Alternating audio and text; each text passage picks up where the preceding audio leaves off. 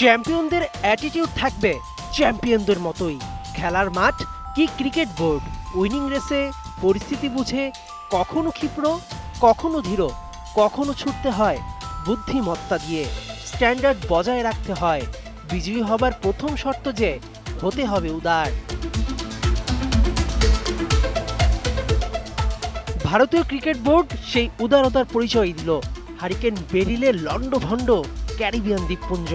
4 দিন ধরে বার্বাডোসে আটকা বিশ্ব চ্যাম্পিয়ন টিম ইন্ডিয়া এখনো দেশে ফিরতে পারেনি। তবে অবশেষে টিম হোটেলে এলো সুসংবাদ।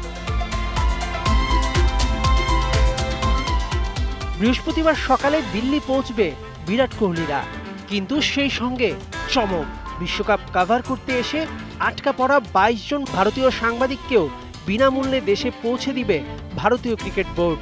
বার্বাডোসে সব ধরনের বিমান চলাচল ঘূর্ণিঝড়ে বন্ধ থাকায় দফায় দফায় টিকিট ক্যান্সেল হয় ক্রীড়া সাংবাদিকদের। পরবর্তী ফ্লাইট 7 জুলাই। এতদিন থাকার খরচও ছিল না অনেক সাংবাদিকের। তাদের ভারতের সঙ্গে একই ফ্লাইটে আনার ব্যবস্থা করছে বিসিসিআই। টি-20 বিশ্বকাপ কভার করতে গেছেন বাংলাদেশের অনেক জার্নালিস্ট। সংখ্যাটা ভারতের চেয়ে কম নয়, কিন্তু ঝড়ে এখনো ক্যারিবিয়ায় আটকা পড়ে আছেন বাংলাদেশের অনেক স্পোর্টস জার্নালিস্ট। মেহেদী নাইম, 71।